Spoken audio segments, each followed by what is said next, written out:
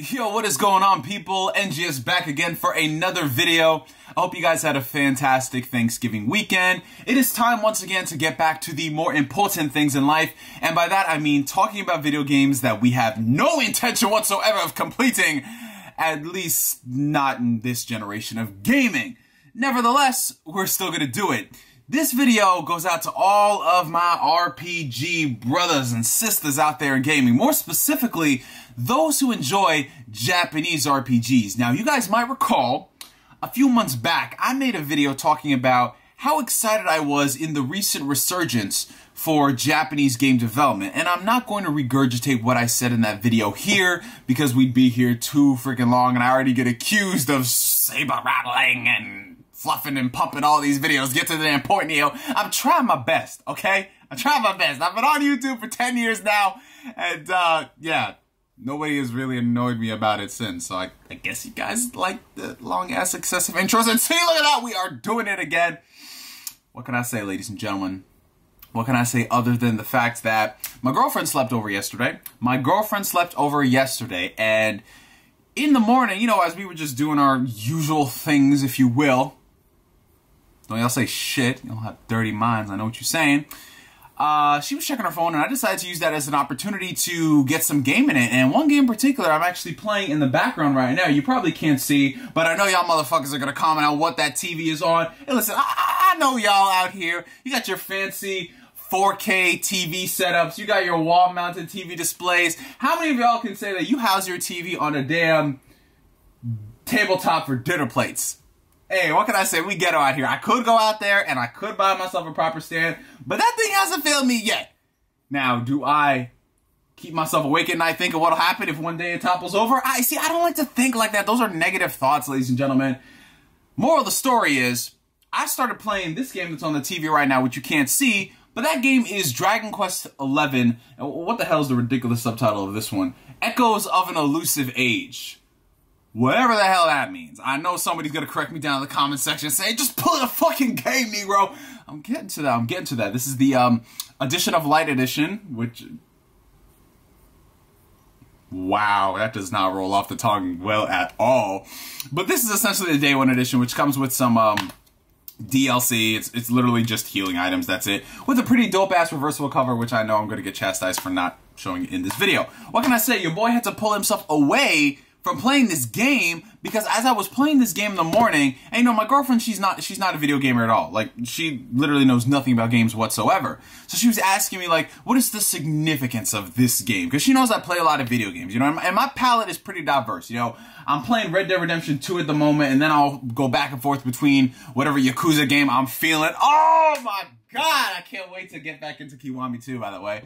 And then I was playing this, and she was just like so confused because they're all so different. And as I was explaining to her the significance of Dragon Quest XI and what it means, I got really excited because Dragon Quest XI, in the few hours that I've been playing this game, is a really good callback to what I love about Japanese RPGs. And like I mentioned earlier in the video that I made talking about JRPGs and how there's a return to form for AAA game development, I am so happy that a game like Dragon Quest XI exists. Now, this isn't going to be a first impressions on the game. Like I said, I just started playing it this morning, so I'm only a few hours into it.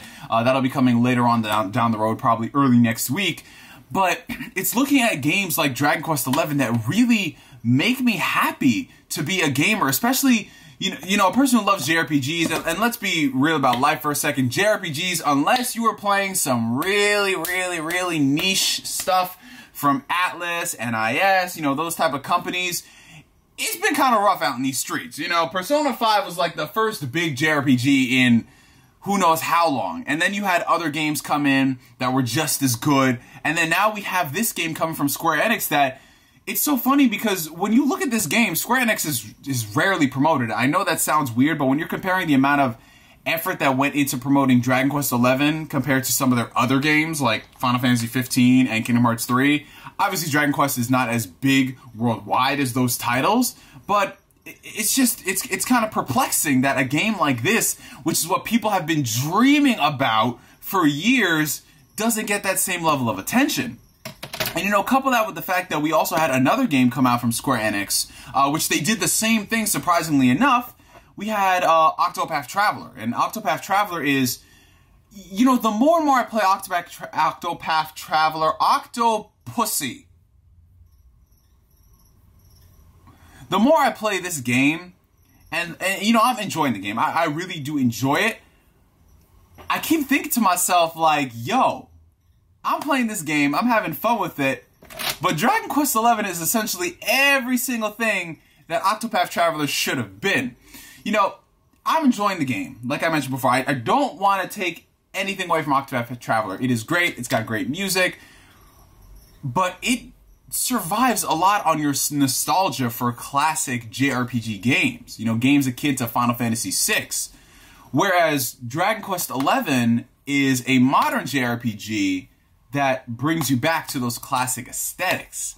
So it's kind of like two different ways to tackle what gamers have been wanting. And if I had to pick between the two, from the few hours that I've been playing, I would say that Dragon Quest XI is superior to Octopath Traveler in that respect. In addition to that, you know, another game that I've been playing on the Nintendo Switch, no less, is Xenoblade Chronicles 2 Torna of the Golden Country. Right now, this is very significant because this is an expansion to a Japanese RPG, something that we normally don't see too many. I mean, when it comes to JRPGs, one thing I will give a lot of the developers, with the exception of a certain fraudulent Royal Edition, is that they are complete for the most part out the gate. Whether or not you like the game, whether or not you feel they needed to evolve, is a different conversation to have. But this is like one of the first few times where you get a full-blown expansion that can stand on its own as an actual game. And it's coming from Nintendo, no less. That's very surprising. And the fact that they gave us a physical edition, I want to say thank you for that as well. What did this come with as well? Oh yeah, this came with a Season Pass too. Ah, shit. I almost forgot that, which means I ain't ever taken Xenoblade Chronicles 2 out of my Switch. Fuck, anyone else got that problem? Comment down below. But yeah, it's really cool because in this game, right, it's very similar to the base game, Xenoblade Chronicles 2, but it's so different in that respect, which addresses another problem that a lot of people have with Japanese RPGs. They feel like they need to adapt, and a lot of the developers don't listen to what they're talking about. And what they were able to pull off with this game in less than a year's worth of development is just insane. And mind you, this is just an expansion. This isn't a full-blown game that they spent years upon years crafting. So that's also very interesting to see out of Japanese RPGs. And now here comes another one that came out this year that, admittedly, I have not played yet. I haven't opened it. The only reason I got this was because it was on sale for $20, which I think is indicative that no one really played it, considering it dropped down so quick. But who am I to say? I'm just making a judgment call. And that is Ni no Kuni 2 Revenant Kingdom. This is the premium edition, guys. This was on sale Best Buy a few weeks ago for only $20. And you know, with Gamer Club Unlocked, rest in peace, you were the best boy. You were number one. This thing right here comes with a steelbook case, a papercraft kit, a soundtrack selection CD, and exclusive DLC. Now, what's really significant about this is that, you know, this is a sequel to another JRPG that came out, not in recent memory, but, you know, it came out in 2013, the original Ni no Kuni. But this is, like, completely different. This is a complete 180. This is a big-ass, drastic change. And as a person who, I enjoyed the first Ni no Kuni, but I had a lot of problems with it, I'm really interested to see how this is. A lot of people say that, yeah, the gameplay is better in this, but they're not really feeling the characters in the story. So, you know, it's another one of those examples when it comes to JRPGs where, you know, they're testing these things out to appeal to different people. Maybe the changes that they made in this were to appeal to the Western audience, the Western demographic, and that's why a lot of people didn't gravitate towards it.